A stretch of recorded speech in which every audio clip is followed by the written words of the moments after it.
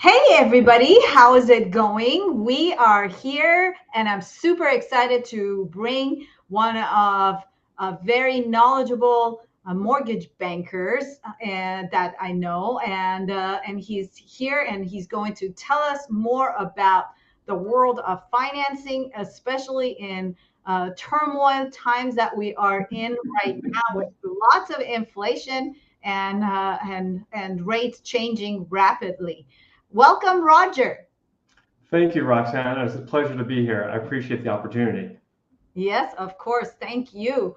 So tell us a little bit about who Roger is and what you do. Well, I am a native Angelino, born and raised in LA. I went to school there. I graduated with a real estate and finance degree from Cal State Northridge. Actually, somehow got into academia and actually was in education for about 14 years before doing what I do now. So I had a little bit of a detour, but I spent the last 5 years of my career in education as an elementary school principal, if you can believe it. Wow, Uh, that's so cool. yeah, it's up in Poway Unified. But I left. I resigned that position in 2005, and ever since I've been in mortgage banking. So this is a lot. I'm a lot more comfortable. I went to school, and as I said, a finance real estate major. So I actually feel more at home in this profession. Um, I then, when I joined a company in 2005 called West Coast Mortgage, I became actually a partner in the company a few years later on, and then in 2017, our company was acquired by the company I work for now, which is RWM Home Loans. They are a medium-sized private mortgage bank. Actually one of the largest ones in San Diego County. We did about $1.4 billion last year in originations. Great company owned by Suzanne and Brad Livingston. They've been owning the company for about 30 years, all in San Diego, and everything's in Carmel Valley. Um, but I love what I do, and I'm excited that I'm now your neighbor. As I just moved into Kensington at the end of last summer, and absolutely love living here. And again, I appreciate the opportunity to be here. But that's who I am. So Roger, tell us the difference between a mortgage broker and a mortgage banker. I think Thanks. that That's a would be great question because there's a huge distinction between the two, and I think most people kind of lump them together. But basically, a mortgage broker is somebody who kind of acts as a middle person and arranges a mortgage between the lender and the borrower. Okay, they're just a kind of a go-between. A banker is someone who actually works for the lender. So I work for the bank or the mortgage bank. We are the lender. We do have the ability to act as a broker if we have a product that we don't offer in-house. So I can wear both hats, but majority of the time I act as a banker because we fund probably 92% of our loans that we actually fund as a bank. And that normally the loans that we fund are your conforming loans, your government loans, your jumbo loans. The ones we don't tend to fund are um, your non-qualified mortgage loans, your interest-only loans, DSCR loans. Those we don't fund. We act as a broker on those type of loans. so basically the risky loans you don't do. Uh, right? Yeah, I mean, yeah, pretty for the most part. Yeah, we don't tend to fund those type of loans. We don't want to carry that type of risk on our balance sheet for the most part. So, can you explain to our audience when you fund a loan, what happens to that loan from when you fund afterwards? So we as a bank, assuming we act as the mortgage bank in this transaction, we will do one of two things. We'll either retain the loan and sell that loan directly to Fannie Mae or Ginnie Mae. And then we will retain the servicing rights on that. So we will actually service that loan. That means the client receives monthly statements from RWM. Now, we actually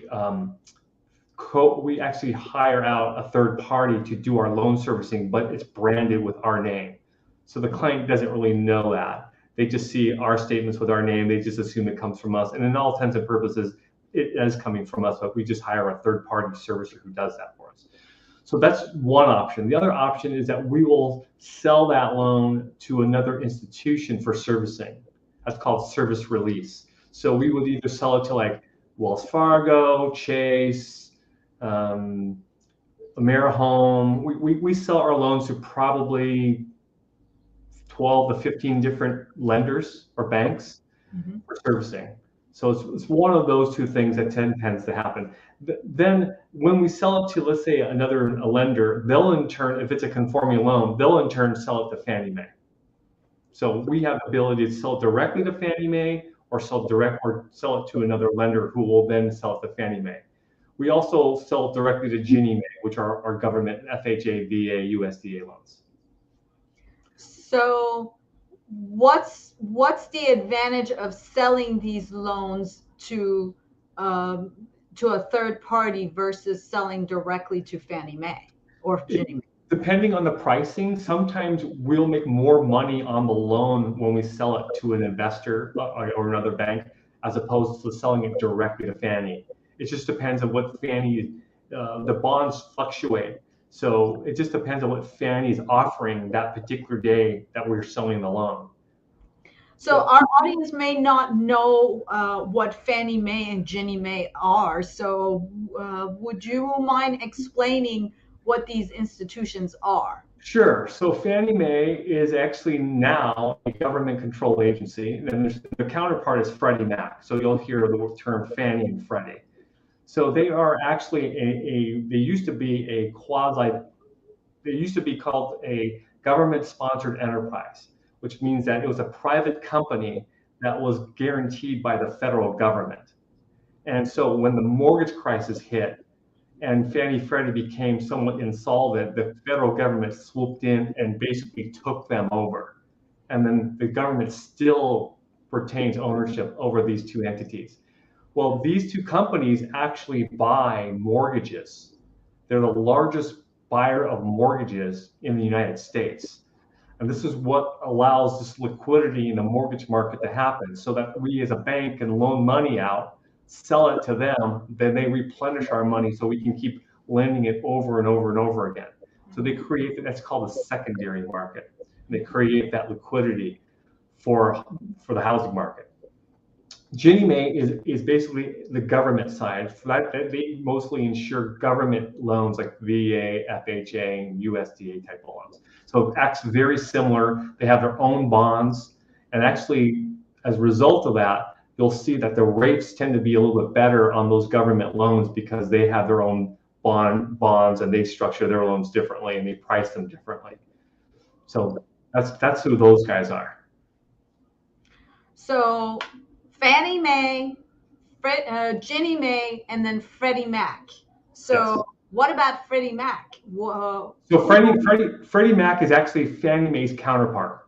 So they only do conforming loans. Freddie only buys, they're a conforming loan lender. So they have a set of rules that they adhere to. Fannie Mae has a set of rules, and they'll buy mortgages. Fannie Mae tends to buy more mortgages. They're larger than Freddie. I couldn't tell you about how much bigger, but they tend to buy more loans than Fannie. Freddie's rules can be a little bit different. For example, one rule that comes to mind is if you have a borrower who has a student loan or multiple student loans, right, and they're in deferment, we still have to calculate a payment even though they're not making a payment because they're in deferment. The difference I understand is Fannie Mae will take I think it's 1% of the outstanding balance and calculate that as a payment, whereas Freddie Mac will use 0.5%. So if you have somebody who's tight on their debt to income ratio, you may want to go with Freddie because the payment on that student loan debt will be smaller. So you'll have different nuances. Most of the rules are very similar, but you do have some slight nuances and rules that would benefit a borrower going with one or the other. Versus the other. So Roger, if I am trying to get a mortgage and I come to you, what would you tell me? What would be the benefit of working with Roger? Well, I know the cliche answer is, but I won't give you the cliche answer. Um, Honestly, I think what I do and what our company does is really the customer experience is, I think, would be paramount. Is providing the client with an exceptional experience during a stressful period, right? And buying a property tends to be stressful. So my job is to make it as easy as possible for the client. And we do that in a number of different ways. And that also means engaging the realtor in the process and keeping them abreast of the process. So communication is huge. But basically, it's being a champion for the client. It's helping them reach their goal. If they want to buy this home, my goal is to help them get into that property. That's paramount. And I do that in a very professional and like I said, as stress-free as possible. So, I know, that sounds a little cliche, but I think me and my company really stands behind that. To the point where, like, we have a program that I was going to share with you is this we call it the pre-flight program, and basically, if we have a client, if we get them pre-approved through our underwriting department, okay? So not all pre-approvals are the same. Please know that. A pre-qualification and a pre-approval from a loan officer is not the same as getting a pre-approval from an underwriter. Right. So our company spends the money and resources to get our clients pre-approved with our underwriting department ahead of time. So therefore, it takes away a lot of the stress when they enter escrow. We can close quickly, 17 days or less, and we can guarantee that. And if we don't close, then we will pay a per diem if we don't close in time. And it just takes away a lot of ambiguity from the process with the client. So, and also you as a realtor representing that buyer we provide a certificate that you would give to the listing agent that says they've been pre-approved. So we've had tremendous success with this.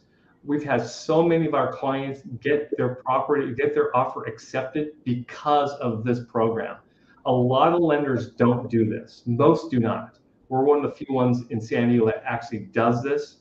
And like I said, it costs money because if you talk about the employee hours that it takes to do this, we're spending probably a couple $100 per file in terms of resources to get this done for our clients. So that's one of the huge things I think that sets us apart from our competitors. Excellent.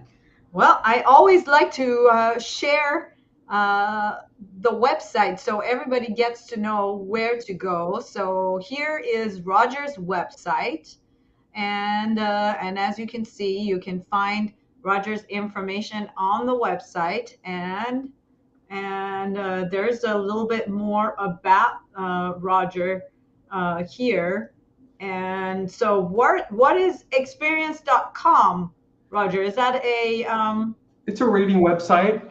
It's a website where clients can go. We actually use it as a survey. So we send out a survey to every client at the end of the transaction, and it's experience.com, and they rate us. It's a 5-star rating. They rank us in different stuff, and they provide anecdotal feedback as well.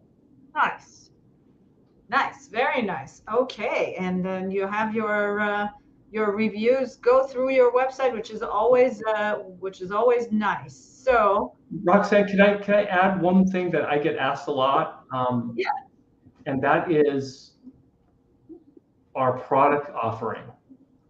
So the one other thing that I would want to add is at RWM, we are small enough to be really customer centric, but we are large enough to offer a variety of different loan products and programs to our clients.